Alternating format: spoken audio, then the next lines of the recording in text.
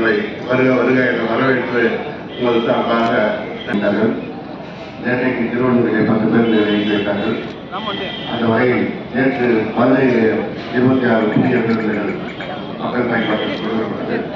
இன்றைக்கு நம்முடைய விருதுநகரிலே பழைய பேருந்து வழித்தடத்திலே பழைய பேருந்துகளை மாற்றி புதிய பேருந்துகளை இயக்குவதற்கு வருகை தந்திருக்கின்ற மாண்புமிகு வருவாய்த்துறை அமைச்சர் எனது மதிப்பிற்கும் மரியாதைக்குரிய KTS அவர்களே, மாண்புமிகு நிதித்துறை மற்றும் மின்துறை அமைச்சர் மரியாதைக்கு மதிப்பிற்குரிய அன்புக்குரிய தங்கம் தென்னரசு அவர்களே, விழாவில் பங்கேற்று சிறப்பித்துக் கொண்டிருக்கின்ற சட்டமன்ற உறுப்பினர்கள் அன்புக்குரிய சீனிவாசன் அவர்களே, அன்புக்குரிய தங்கபாண்டியன் அவர்களே, அன்புக்குரிய ரகுராமன் அவர்களே, நிகழ்ச்சிக்கு வரவேற்புரையாற்றிருக்கின்ற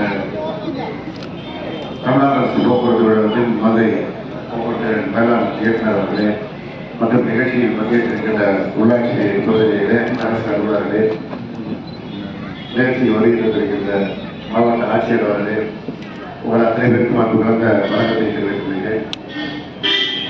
தமிழ்நாடு முதலமைச்சர் அவர்கள் பொறுப்பேற்ற பிறகு அரசு போக்குவரத்து கழகம் மிகவும் கழிவறைந்த நிலையில் இருந்ததை மாற்றி அமைப்பதற்காக பல்வேறு நடவடிக்கைகளை எடுத்து வருகிறார்கள். அந்த வகையில் மகளிருக்கு விடியல் பயணம் வழங்கும் என்று தேர்தல் நேரத்தில் அறிவித்து அதை ஆட்சி பொறுப்பேற்ற அன்றைக்கு நடைமுறைக்கு கொண்டு வந்தார்கள்.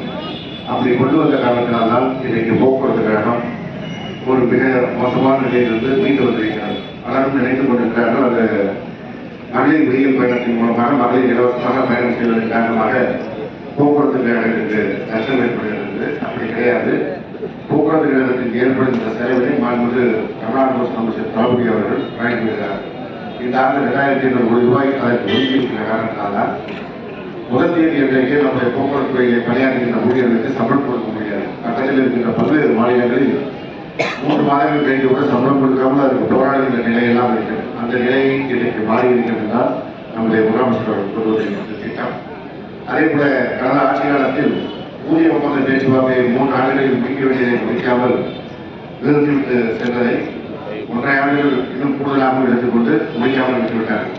அதை நம்முடைய முதலமைச்சர் பொறுப்பேற்ற பிறகுதான் அந்த ஊதிய ஒப்பந்த பேச்சுவார்த்தை நடைபெற்று போக்குவரத்து துறையினுடைய ஊதிய வீதம் சீர்குலைக்கப்பட்டிருந்ததை மீண்டும் தலைவர் கலைஞருடைய ஆட்சியில் வழங்கப்பட்டதும் பேமெண்ட் முறை வழங்கி 5% சம்பள உயர்வும் வழங்கி இன்றைக்கு நல்ல நிலையிலே போக்குவரத்து துறை ஊழியர் பணியாற்றுகின்ற நிலை அமைந்தது. அந்த வகையில் புதிய பேருந்துகள் வாங்குவதற்கு நம்முடைய மாண்புமிகு முதலமைச்சர் அவர்கள் ஒவ்வொரு நிதிநிலை அறிக்கையிலும் நிதி ஒதுக்கி 7200 பேருந்துகள் புதிய பேருந்துகள் வகையிருக்கின்றன. அது ஏற்கனவே நாடாளுமன்ற தேர்தலுக்கு முன்பாக 1000 பேருந்துகள் மக்கள் பயன்பாட்டிற்கு வந்துவிட்டது. இப்பொழுது 300 பேருந்துகள் இந்த வாரத்திற்குள்ளாக மக்கள் பயன்பாட்டிற்கு வகை இருக்கிறது. அப்படி இருக்கின்ற பேருந்துகளை நாம் ஒவ்வொரு பகுதியிலும் சென்று நாங்கள் துவக்கி வைக்கின்ற வாய்ப்பினை பெற்றிருக்கிறோம். இன்றைக்கு நம்முடைய விருதுநகரில்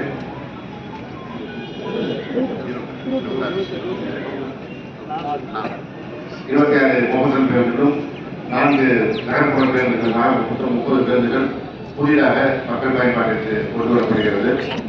இந்த நல்ல நிலையில போக்குவரத்து கழகம் இன்றைக்கு இயங்குகிறது என்றால் நம்முடைய முதலமைச்சர் அவர்கள் கலைஞருடைய இந்த அரசு போக்குவரத்து கழகம் மக்களுக்கான பயன்பாட்டில் இருக்க வேண்டும் என்று எடுத்து வருகின்ற நடவடிக்கை தான். இந்தியாவில் எந்த மாநிலத்திலும் ஒரு மாநில அரசிடம் இத்தனை பேருந்துகள் நம்முடைய மாநில அரசிடம் 20,000 பேருந்துகள் இருக்கிறது. எல்லா கிராமங்களுக்கும் பேருந்து வசதி இருக்கின்ற ஒரே மாநிலம் தமிழ்நாடு தான். அதே போல நேர முறைப்படி இயங்குகின்ற பேருந்துகளை கொண்டதும் நம்முடைய தமிழ்நாடு தான். இப்படிப்பட்ட பல்வேறு சிறப்புகளை கொண்டிருக்கின்ற போக்குவரத்து இந்த நடவடிக்கை இன்றைக்கு நம்முடைய நிதியமைச்சர் அவர்கள் தான் பல்வேறு விதங்களில் உதவி வருகிறார். அதே போல அடுத்த கட்டமாக இன்னும் சில உதவிகளை செய்வதாக சார் வரும்போது எனக்கு அண்ணன் சொல்லியிருக்கிறார்கள்.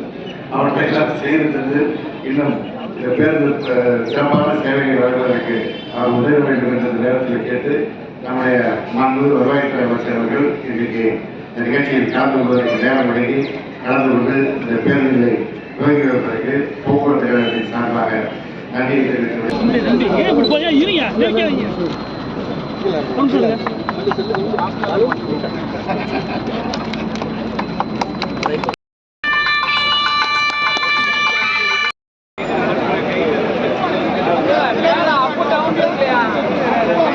அப்போ